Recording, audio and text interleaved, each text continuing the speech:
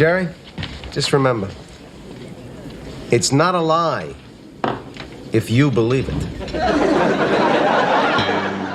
Há algumas semanas eu fiz uma postagem reclamando de imposto. Nada particularmente revolucionário, não derrubei ou ameacei o governo, não convoquei uma manifestação na Paulista. Eu simplesmente estava tentando comprar um aspirador de pó e aparentemente isso já foi o suficiente para ser odiado pelos adoradores de impostos. O produto custava R$ 3.778 quando eu olhei. Na hora de finalizar a compra, apareceram mais 3.322 só de imposto. No total, a compra sairia por R$ 7.100, ou seja, eu comprava um aspirador para mim e praticamente outro para Brasília. Só que o de Brasília limpa a casa da Janja. Eu postei minha indignação e veio de tudo: gente defendendo imposto, gente dizendo que produto importado era luxo, gente explicando que o Brasil é o país que menos paga imposto no mundo e que eu sou burro demais e não consigo entender.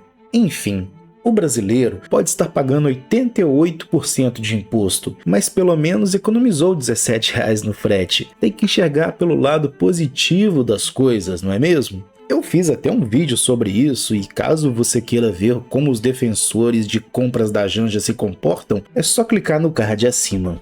Mas não é sobre isso que eu quero falar hoje, porque no meio daqueles comentários apareceu um sujeito depois que acabou me chamando muito mais a atenção do que toda a discussão econômica.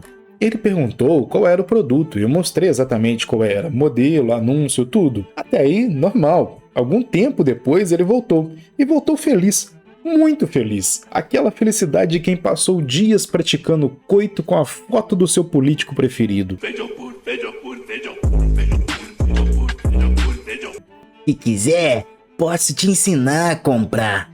Minta menos da próxima vez, porque você sabe que pode ser desmascarado. Desmascarado. Nosso Xerox Holmes da Shopee tinha solucionado o caso. Só há um problema nisso tudo. O produto que ele encontrou não era o produto que eu tinha mostrado, era outro modelo. E o que eu tinha mostrado era o L40 Ultra Geração 2. Ele apareceu com outro aspirador completamente diferente, mas tudo bem, né? Marca, modelo, especificação, detalhes bobos, não é mesmo? E foi aí que essa história deixou de ser engraçada para mim. Bem, na verdade continua sendo engraçada, mas começou a ficar mais interessante sobre outros tipos de análise do comportamento das pessoas. Porque eu fiquei pensando, por que alguém faz uma merda dessa? E veja, eu não tô falando sobre estar errado. Todo mundo erra. E eu erro, você erra. Provavelmente daqui a alguns minutos alguém vai descobrir um erro nesse vídeo ou inventar um erro e terá a satisfação sexual de escrever fake news nos comentários. Faz parte. O que me chamou a atenção foi outra coisa: a velocidade com que uma divergência absolutamente banal virou uma acusação de caráter. Eu não estava simplesmente equivocado. Para ele, eu era um mentiroso. Ele não tinha simplesmente encontrado outro preço. Ele havia me desmascarado. E tudo isso numa discussão entre dois completos desconhecidos sobre um aspirador de pó. Então, esqueça o aspirador de pó. Esqueça o imposto, mesmo que ele não te esqueça. Porque o que eu quero entender hoje é outra coisa. A política adoeceu essas pessoas de uma forma inacreditável. Eu nem estou falando da discordância política. Discordar é normal, é saudável. Eu quero que você discorde de mim. Eu só não quero que você seja um imbecil sem educação. O que me assusta é que nós estamos cada vez menos interessados em entender o que o outro está dizendo e cada vez mais interessados em descobrir de que lado ele está. Porque depois que eu decido que você pertence ao lado errado, parece que alguma coisa muda, uma chave vira. Eu não preciso mais rebater o seu argumento, eu preciso apenas rebater você. Eu não preciso demonstrar que você está errado. Eu preciso provar que você é burro, hipócrita, mau caráter, mentiroso ou qualquer outra coisa que rime com taxista. Qualquer coisa que me permita não levar aquilo que você disse a sério. E foi exatamente isso que me chamou a atenção nesse caso. O sujeito não disse, cara, eu acho que você está errado. Ele disse, você está mentindo e eu te desmascarei. É outro nível, porque quando foi que discordar deixou de ser, cara, eu acho que você está errado e passou a ser, eu preciso provar que você é uma pessoa ruim. E talvez seja por isso que as discussões políticas na internet estejam tão miseráveis. Não porque todo mundo ficou burro. Seria mais fácil achar que todo mundo emburreceu. De certa forma, mas não é isso. Mas é porque algumas pessoas ficaram tão convencidas da própria superioridade moral e às vezes intelectual que começaram a achar aceitável fazer qualquer coisa contra quem está do lado oposto. Distorcer, inventar, mentir, acusar, mentir descaradamente. Afinal, na cabeça dela, não está mentindo contra uma pessoa, ela está combatendo o inimigo. E a internet, nesse caso, entra como a gasolina, porque atrás de uma tela você pode chamar um completo desconhecido de mentiroso, inventar uma história sobre ele e apertar publicar. E depois ir tranquilamente tomar o café da manhã como se tivesse acabado de prestar um serviço à humanidade. É isso que quero entender neste vídeo. Não o aspirador, não os 3.322 de imposto da publicação que eu fiz, mas como a política conseguiu transformar tanta gente em pessoas incapazes até de conceder boa-fé a quem pensa diferente.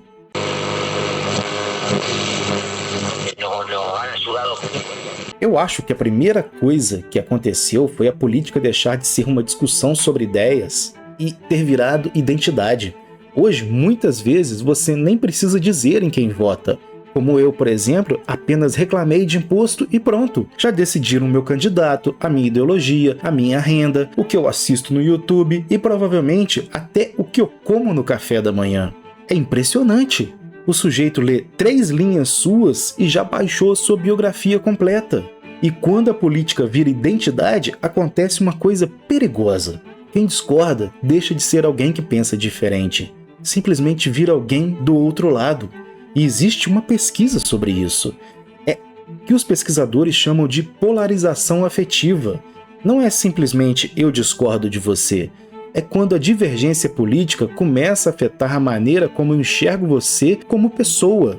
Você não está apenas errado, você é burro, você é mau, você é desonesto, você é alguma coisa que me permita concluir que eu nem preciso ouvir o que você está dizendo. Eu estou te desumanizando. E pesquisas feitas no Brasil mostram justamente essa força das chamadas identidades políticas negativas. Ou seja, às vezes o sujeito nem sabe explicar aquilo que ele defende, mas sabe perfeitamente quem ele odeia. E isso explica muita coisa. E aí entramos no ponto que realmente me incomodou nessa história. Porque esse rapaz poderia simplesmente ter dito: André, você está errado. Perfeito, eu poderia responder. Ele poderia responder de novo. Talvez nós dois terminássemos achando que o outro era um completo imbecil. Também faz parte da democracia. Só que ele foi além. Ele precisava que eu fosse um mentiroso. Ele precisava me desmascarar. E percebe a diferença? Uma coisa é tentar provar que o meu argumento está errado. Outra, completamente diferente, é tentar provar que eu sou uma pessoa ruim. E o mais absurdo é que ele faz isso mentindo, inventando e distorcendo descaradamente um fato que está ali na frente de todo mundo. Não estamos falando de uma informação obscura, difícil de verificar. Basta olhar o modelo do produto. Qualquer pessoa com 5 minutos e um mínimo de boa fé consegue constatar que aquilo que ele apresentou não prova o que ele diz provar. E mesmo assim ele escreve: minta menos. A ironia praticamente se escreve sozinha. E quando alguém transforma o adversário político num inimigo moral, começa uma espécie de contabilidade ética muito conveniente. Mentir? Depende. Distorcer? Depende. Acusar sem conferir? Depende. Foi contra quem? Ah, ele era de direita. Então mereceu. É um código de moral relativista. O crime continua sendo crime, a menos que seja cometido contra o time adversário. E aqui entra uma coisa que a psicologia chama de raciocínio motivado. A ideia é simples. Você não está tentando mais descobrir se o outro está certo ou errado. Você já decidiu que ele está errado. E agora começa a procurar qualquer coisa que confirme aquilo que você já se decidiu. Exatamente o problema que aparece aqui. A conclusão parece já estar pronta. O André está mentindo. Então ele procura um aspirador mais barato, ele vai e encontra um modelo e retorna dizendo que me desmascarou. Só havia um pequeno detalhe inconveniente, não é? Não era o mesmo aspirador. Mas conferir o nome do produto aparentemente seria burocracia demais para uma investigação desse calibre para o nosso querido Xerox Holmes da Shopee. E é justamente esse o problema. Quando você não está procurando a verdade, mas procurando uma prova para aquilo em que deseja e já quer acreditar, qualquer coisa conveniente começa a servir, mesmo quando 5 segundos de conferência desmontariam a acusação inteira. E tudo que contradiz sua visão vira desculpa, manipulação, fake news, fonte enviesada. O importante é preservar a crença, não descobrir a verdade. Então nós colocamos tudo isso dentro do liquidificador da internet, que por mais que muitas pessoas queiram te convencer por aí, não é uma terra sem lei. Só é burocrático demais ir atrás das pessoas. Mas é um ambiente em que você não precisa olhar ninguém nos olhos. Você escreve mentiroso, canalha, em caps lock e aperta publicar. Depois vai jantar. Os problemas acabam quando você bloqueia o celular. Na vida real, existe constrangimento, existe expressão facial, existe silêncio. Existe aquele momento maravilhoso em que você fala uma besteira e percebe que todo mundo na mesa entendeu antes de você. E às vezes, se você chama alguém de mentiroso na cara dele, existe a grande chance desta pessoa esfregar sua linda carinha no asfalto quente. E a internet tira boa parte disso. E ainda acrescentou uma recompensa, ou recompensas, como curtidas, compartilhamentos, comentários, notificações. Às vezes, quanto mais agressivo, mais reação. Quanto mais você transforma o outro em vilão, mais sua turminha de idiotas te aplaude. Então, juntamos tribalismo político, mais distância humana, mas recompensa por se comportar igual um palhaço de circo. O que poderia dar errado? Mas sabe o que eu acho mais preocupante nisso tudo? Não é alguém mentir. Ser humano mente desde que descobriu que a verdade às vezes dá trabalho. O assustador é quando a pessoa acredita estar moralmente autorizada a mentir, porque ela está combatendo alguém que considera ruim. Essa é a mudança. Se eu considero você um inimigo, eu não preciso mais lhe conceder boa-fé. Não preciso perguntar se interpretei errado. Não preciso sequer conferir se o aspirador é o mesmo modelo. Basta atacar e depois voltar para minha bolha, onde todo mundo confirma que eu sou uma pessoa maravilhosa por ter derrotado mais um representante do lado negro da força, das forças do mal. Tudo isso antes do café com Todd servido pela mamãe. E desculpa, mas uma coisa que a vida me ensinou é a desconfiar de quem precisa anunciar virtude o tempo inteiro. Quanto mais alguém faz questão de mostrar para todo mundo o quanto é moralmente superior e virtuoso, mais eu começo a desconfiar do que essa pessoa faz quando acha que ninguém está olhando. E antes que alguém conclua, vai vir esse pensamento na cabeça das pessoas: tá vendo? A esquerda é assim. Apesar de que eu vejo muito esse comportamento em grande parte da esquerda atualmente. Ou, tá vendo? A direita é assim. Bem, isso seria justamente cair na armadilha que estou criticando. Tem gente assim em todo lado. Direita, esquerda, liberal, conservador, progressista, bolsonarista, petista. Pessoas são pessoas. É tudo gente falha e miserável. O problema começa quando você deixa de defender uma ideia e passa a defender a sua identidade. Porque ideia você consegue abandonar quando percebe que estava errado. Identidade, e aí entra a esquerda identitária, é muito mais difícil. Se uma opinião passou a fazer parte de quem eu sou, admitir que ela está errada é como arrancar uma parte do seu próprio corpo sem anestesia. E muita gente prefere fazer malabarismo mental com a realidade do que dizer 3 palavras extremamente dolorosas. Eu me enganei. Talvez seja isso que mais tenha mudado na política atualmente. Nós não estamos mais apenas discutindo qual política funciona melhor, quanto imposto devemos pagar, qual seria o dever do Estado, qual deveria ser o papel do Estado. Cada vez mais estamos perguntando: você é dos meus ou é deles?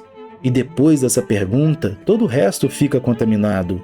Se você é dos meus, eu perdoo quase tudo. Se você é deles, eu interpreto tudo da pior maneira possível. Isso é péssimo para qualquer sociedade, principalmente para uma sociedade livre, porque liberdade exige conviver com gente que pensa diferente. Não é simplesmente tolerar, é conviver, comentar, ouvir, responder.